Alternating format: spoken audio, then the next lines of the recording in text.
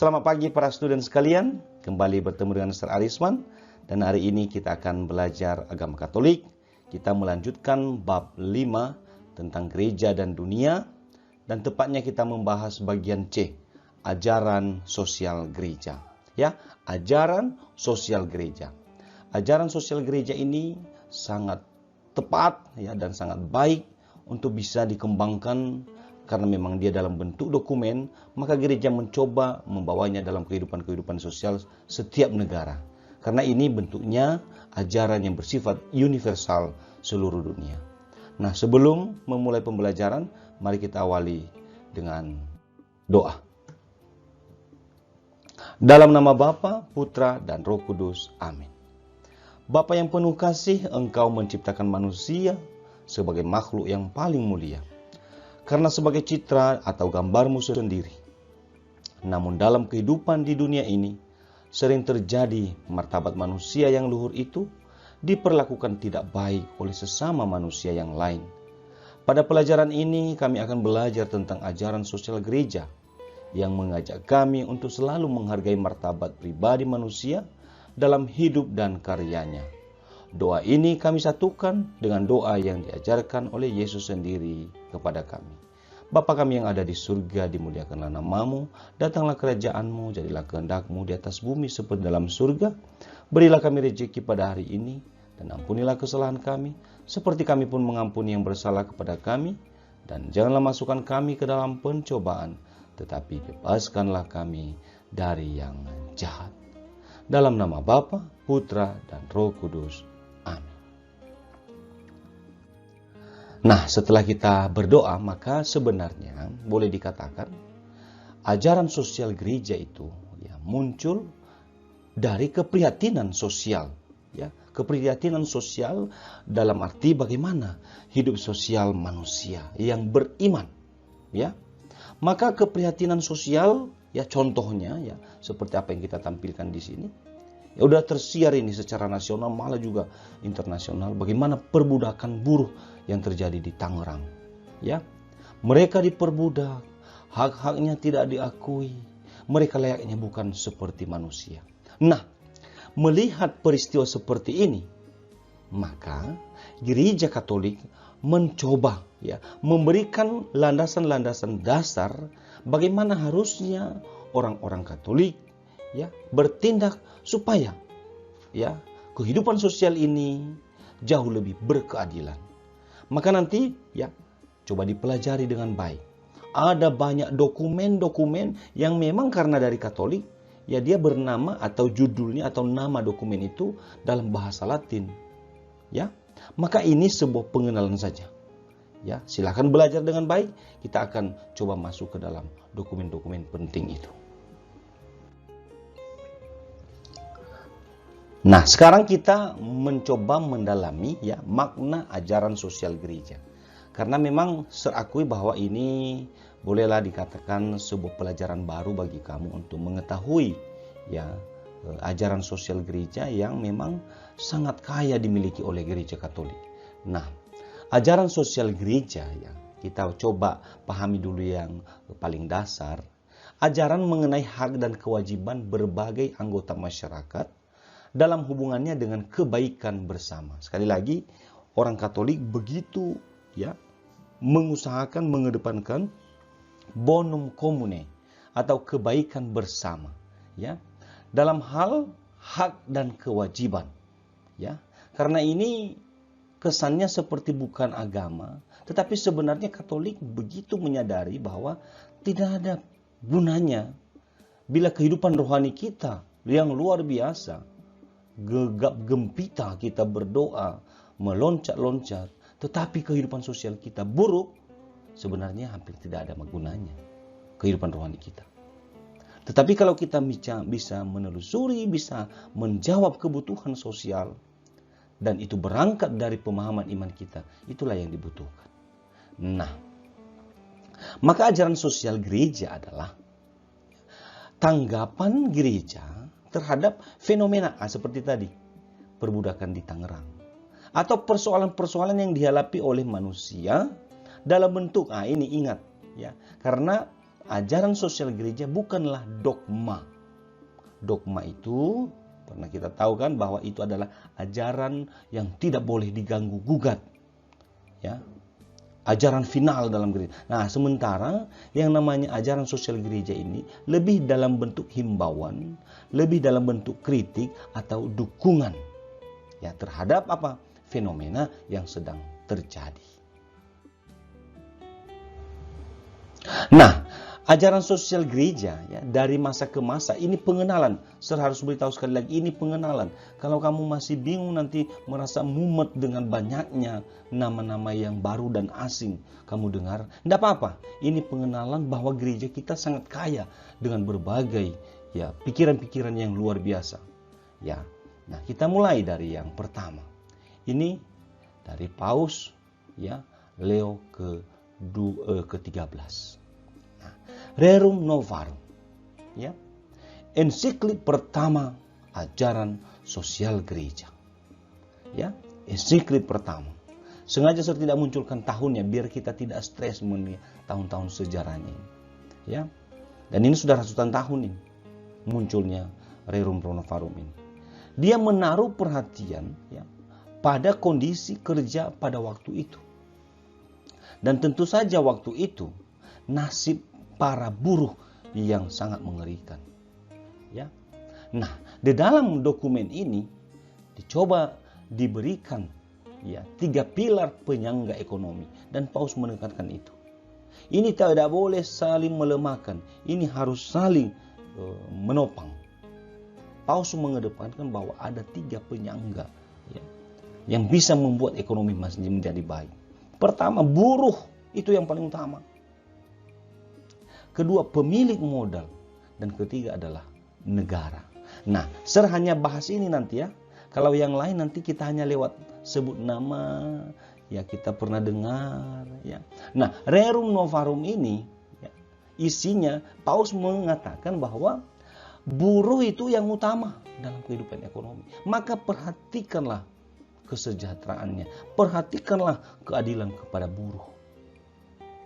Nah, yang kedua pemilik modal. Percuma juga ada buruh, ada negara. Bila tidak ada modal dalam setiap ekonomi, ya, perkembangan ekonomi yang tidak bisa juga. Nah, negara ya mendapat posisi lebih di tengah. Mengapa? Dia harus menjamin bagaimana kehidupan buruh ini ya, layak, berkeadilan, dan begitu juga menjamin ya bagaimana posisi para pemilik modal bila nanti terjadi sesuatu di antara mereka saling melakukan sesuatu yang merugikan pihak yang lain. Disinilah posisi negara. Nah, ini ajaran sosial gereja yang pertama, Rerum Novarum atau kondisi kerja. Ya.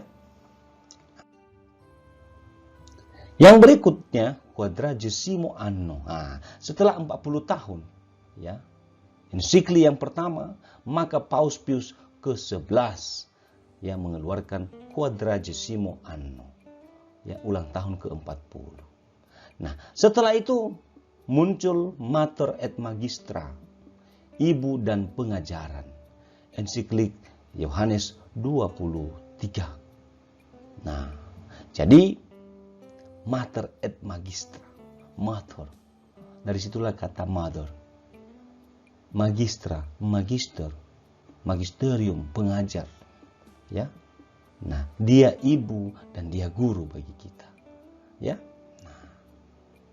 Maka berikutnya muncul ya Pacem in terris, pacem, peace, dari situ. Pacem in terris, damai di bumi. Ini ensiklik Yohanes ya ke-13 ya. Dan Gaudium et Spes, kegembiraan dan harapan. Nah, ini dokumen konstitusi pastoral Konsili Vatikan kedua. Nah, kalau ini masih agak sedikit familiar di telinga kita, bahwa kegembiraan dan harapan manusia, dunia, ya, adalah juga kegembiraan dan harapan gereja. Nah, kecemasan, ketakutan dunia juga menjadi kecemasan dan ketakutan gereja. Maka gereja berperan aktif dalam kehidupan mendunia. Berikutnya, Populorum Progressio. Bagaimana perkembangan bangsa-bangsa, dan ini dikeluarkan oleh Paus Paulus ke-6. Ya, lahir lagi Octogesima Adveniens, Octogesima Adveniens, ya, tahun ulang tahun ke-80. Ya, ini dikeluarkan oleh juga Paulus ke-6. Lalu Convenientes, ya, Convenientes ex universo, berhimpun dari seluruh dunia. Ini sinode para uskup, ya. Nah, lalu Evangelii Nunciandi, ya, Evangelii Nunciandi, evangelisasi di dunia modern, ya. Ini juga masih Paulus ke-6. Ini beliau ini sangat hebat, ya. Pada zaman itu dia mengeluarkan banyak dokumen yang menjawab kebutuhan dunia, ya. Lalu Redemptor Hominis, sang penebus manusia. Nah, ini beliau ini sebenarnya sangat terkenal, tapi mungkin di masa kalian tidak lagi. Ya, zaman Ser SMP, ya, SMA, Yohanes Paulus kedua, dia sudah jadi orang kudus, ya. Nah, sang penebus manusia, ya, Tuhan Yesus maksudnya, ya. Nah, lalu Laborem Exercens, kerja manusia, juga oleh Yohanes Paulus kedua. Laborem, kerja, exercens, nilai kerja manusia sebenarnya. Ya, apa nilai kerja manusia? Apakah manusia hanya berbudak oleh kerja atau tidak? Atau apa? Atau memang kerja adalah bentuk dari kekhasan manusia? Bahwa tidak mungkin ada manusia yang tidak bekerja. Nah, lalu Solicitudo Rei Socialis, bagaimana keprihatinan sosial, ya, sesuai dengan zaman pada saat itu. Lalu Sententimus Annus, ya, ya ini, ya, dikeluarkan juga oleh Yohanes Paulus kedua, itu tahun 1991. Nah, ingat, Rerum Novarum kematian yang pertama itu adalah 1891. Dengan munculnya Sententimus Annus, maka dia sudah 100 tahun. Ya. Lalu yang berikutnya adalah dokumen yang dikeluarkan oleh Kongres Suci Ajaran Iman, ya, The Participation of Catholic in Political Life, ya. Nah, lalu yang terbaru ini, ya, dikeluarkan oleh Paus Benedictus ke-16, yang Paus sebelumnya, sebelum Paus yang sekarang, ya, Aman dalam Kebenaran, Caritas in Veritate, ya. Nah, ini juga menyentuh, ya, amal dalam kebenaran. Ya, nah, kita sekarang melihat bagaimana ajaran sosial di gereja, ya, asalnya sosial gereja di Indonesia. Mengapa? Ini penting kita tahu. Tadi kan secara global itu, ya, bagaimana juga ajaran sosial gereja di Indonesia. Ini secara singkat kita tampilkan, ya. Ini wajah, ya, gereja, ajaran sosial gereja di Indonesia. Dan ini menjadi penutup dari tema kita ini. Sehingga menjadi sebuah renungan apa yang harus kita lakukan, ya, untuk menjawab kebutuhan sosial di gereja atau kebutuhan sosial manusia di Indonesia sebagai umat beriman. Nah, ini diperhatikan pertama, ya. Bahwa penampilan gereja di Indonesia lebih merupakan penampilan ibadat daripada penampilan gerakan sosial. Dan para pemuka gereja tidak sadar dengan ini. Dan itu akhirnya juga pelan-pelan diadopsi hal-hal itu oleh jemaat. Merasa bahwa kehidupan yang benar itu adalah hidup dalam doa, ya, dengan ibadat yang meriah, ya, yang sampai menggelegar seperti sudah memegang kaki Tuhan Yesus. Ya, tetapi sebenarnya sering nihil dalam gerakan sosial. Nah, yang disentuh di sini adalah gereja Katoliknya. Bagaimana? Kor yang sangat hebat, aransemen dari mana, organnya seharga sekian, gerejanya dibangun sekitar berapa miliar gitu. Ya, ini maksudnya. Nah, yang kedua, ya, mengapa nanti ajaran sosial gereja kurang dikenal di Indonesia. Warga negara Katolik yang hidup kecukupan, nah ini ya, tidak termasuk di dalam kelompok orang-orang yang benar-benar menderita. Maka akhirnya mereka tidak akan berjuang. Toh kita, bukan kita yang merasakan itu. Toh mereka. Nah, yang berikutnya adalah ada juga yang begitu sadar akan kekecilannya, akhirnya berucap, nah kita ini kan hanya kaum minoritas, apalah kita ini, ngapainlah kita berjuang, udahlah ikuti arwah sajalah. Ya. Nah, jadi bagaimana bisa diperjuangkan kalau begini? Nah, akhirnya yang keempat adalah perkara sosial sebenarnya memiliki arti jika sudah pada tahap pelaksanaan. Yang terjadi adalah dokumen ini yang paling banyak ini. Dokumen. Ajaran. Tapi dia tidak sampai pada tahap pelaksanaan. Maka juga nihil besar. Nah, maka ajaran sosial gereja sekali lagi tadi dikatakan adalah bagaimana gereja menjawab fenomena yang ada. Maka para muridku sekalian, Anda sudah melihat tadi, dari ratusan tahun sebelumnya sudah muncul. Dan bagaimana kehidupan sosial sekarang di Indonesia, di Pekanbaru, di tempat kita ada, di lingkungan RT RW kita. Kehidupan sosial masih adilkah? Berkemanusiaankah?